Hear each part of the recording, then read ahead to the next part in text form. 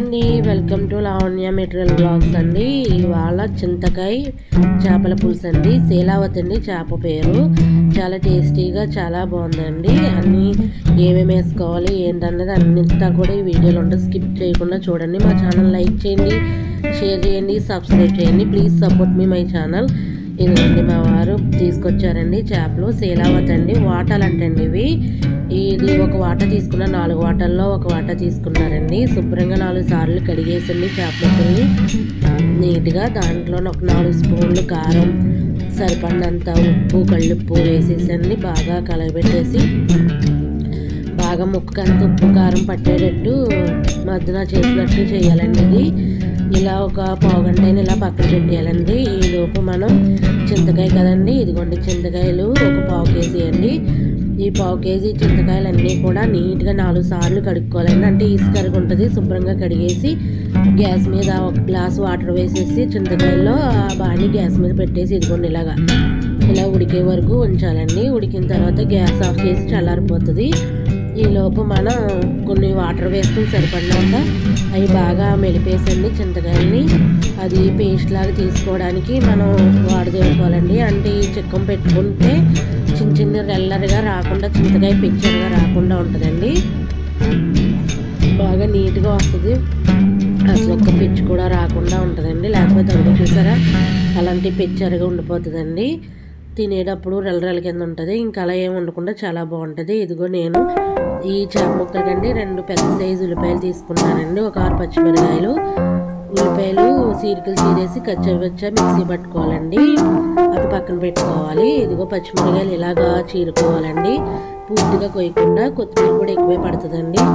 కడిగేసి శుభ్రంగా పక్కన పెట్టుకున్నాం. మసాలా రెడీ అండి. ఇదిగో రెడీ చేసుకోవాలి. 2 ఆమ్మొగ్గులు, ఒక యాలక్కాయలు, ఒక చిన్న చెక్క, ఎల్లుల్లిపాయ ఒక పాయండి, ఒక స్పూను ధనియాలు, ఒక స్పూను జీలకర్ర, చిన్న అల్లం ముక్క చిన్నగా వేసుకొని చేపలు కూడా కదండి. అది ఇది మిక్సీ పట్టేసి పేస్ట్ కూడా మెత్తగా పక్కన పెట్టుకోవాలండి రెడీగా. అలాగే బెండకాయ ముక్కలు, బెండకాయలు పూర్తిగా కొయ్యకుండా అటు ఇటు కట్ చేసేసండి.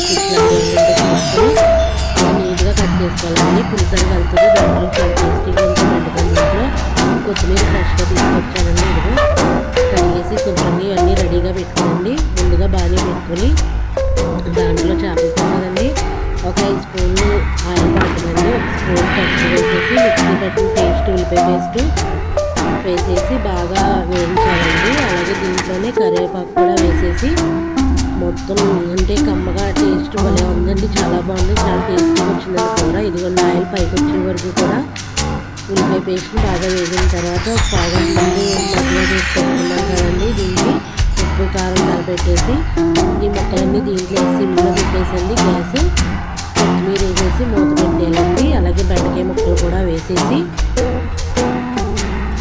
మూత పెట్టేసి మగ్గుతూ ఉంటుంది. అలాగే స్లోగా ఇప్పుడే గరిటె పెట్టుకోవాలండి. గరిటె కూర తిప్పినట్టు తిప్పకూడదండి. చాలా స్మూత్గా హ్యాండిల్ చేయాలి. నీట్గా అలాగా కలబెట్టి తిరిగేసేసండి అన్నీని. ఇలాగ చేతితో కూడా ఒకసారి కుదిపి గ్యాస్ మీద మళ్ళీ పెట్టేసండి. ఇలాగే ఇదిగోండి ఈ కప్పుతో వాటర్ వేసానండి. ఇందాక ఉప్పు కారం కలిపిన ప్లేట్లో వాటర్ వేసి ఆ వాటర్ వేసాను, అందుకు రెడ్ కలర్లో ఉన్నాయండి. అలాగే కొత్తిమీర కూడా వేసేసుకోవాలండి. ఎందుకు ఇన్నిసార్లు కొత్తిమీర వేయమంటున్నానంటే కొత్తిమీర చాలా టేస్టీగా ఉంటుందండి దీంట్లో. మళ్ళీ మూత పెట్టేసి బెండకాయలు ఉడికే వరకు కూడా, ముక్క ఉడికే వరకు కూడా నీళ్ళతోనే ఉడకాలండి. అంటే మళ్ళీ పులుసు వేసేస్తే పులుపుకి బిగిసిపోతుందండి. బెండకాయ ఉడకదు, వాటర్లోనే ఉడకాలి. మళ్ళీ మూత పెట్టేసండి. ఇది ఇలా ఉడుకుతూ ఉంటుందండి. బెండకాయగా ఉడికింది. ఇప్పుడు ఒక గిన్నె తీసుకుని పక్కన పెట్టుకున్నాం కదండి చింతకాయ పులుసు. ఇదిగో చూసారా ఒక్క రెల్ల కూడా లేదు, నీట్గా ఉంది. ఇదిగోండి ఇలాగా కలబెట్టేసండి. అక్కడక్కడ ఇలాగ అనాలండి అంతే. అంటే ఎక్కువ కదపకూడదు. గట్టి పెట్టి అలా ఉడుకుతూ ఉంటుంది. చాలా టేస్టీగా ఉంది. చింతకాయ కదండి, మా అమ్మమ్మ గారు చేసేవారు ఇలాగ చింతకాయ పులుసు. మా అమ్మమ్మ గారు చింతకాయలు అంటే చాలా ఫేమస్ ఆవిడ. ఇదిగోండి ఈ పచ్చిమిరకాయలు ఇవన్నీ ఇప్పుడు వేసుకోవాలండి. పచ్చిమిరకాయలు వేసిన తర్వాత మసాలా మిక్సీ పట్టుకున్నాం కదా, ఆ పేస్ట్ అంతా కూడా వేసేసి స్మూత్గా ఇలాగా కొత్తిమీర కూడా వేసేసి స్మూత్గా గరిటతో ఇలా తిప్పాలండి అంతే. బాగా కలబట్టకుండా ఆయిల్ పైకి వచ్చే వరకు కూడా ఉడకనివ్వాలండి. పులుసు చిక్కబడే వరకు మూత పెట్టేసి మగ్గుతూ ఉంటుందండి. మంచిగా టేస్ట్ చాలా బాగుందండి. మా ఇంట్లో వాళ్ళందరికీ చాలా టేస్టీగా ఉందన్నారు. చాలా బాగుందండి. ఇలా ట్రై చేయండి ఒకసారి, మీరు కూడా ట్రై చేయండి. చాలా టేస్టీగా ఉంది. చింతకాయలు దొరికేటప్పుడే మనం చింతకాయలు వాడుకోవాలి కదా, చాలా బాగున్నదండి. ఇదిగోండి ఇలా ఇలా కళాయి పెట్టేసుకుని గరిటెట్టి అసలు తిప్పకూడదండి.